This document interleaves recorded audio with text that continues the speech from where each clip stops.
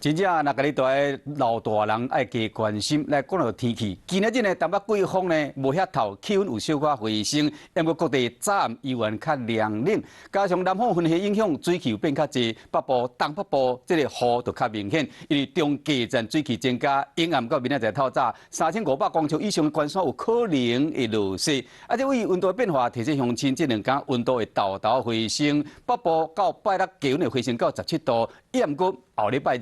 又过一波接近大陆冷气团的冷空气落南时到，又过会湿兼冷。啊，这款天气都是浸温泉好时机。台北温泉季地今日开始展开，若有兴趣的乡亲，会使去北投浸温泉。对音乐的摇和前几天真寒天气无同，到树仔下骹活动筋骨。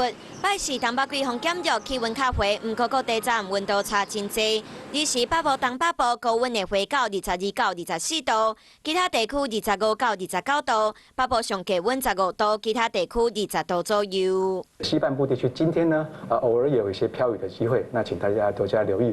我们的东北部地区今明2天有局部比较大雨势发生的机会。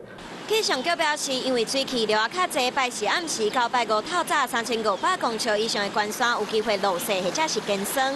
虽然后礼拜一之前气温未过下降，不过后礼拜二开始，各有冷空气落南，可能会创下2冬以来的上低温。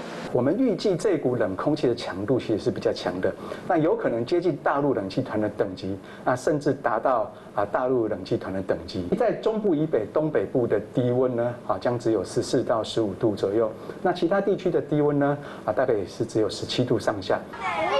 来浸温泉，让囡仔温暖家己的身体。冷气团拄好真适合浸温泉。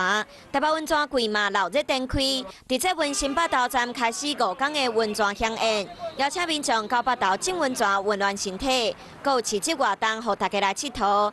冬天就要到大家出门在外爱穿好少，做伙影响年尾。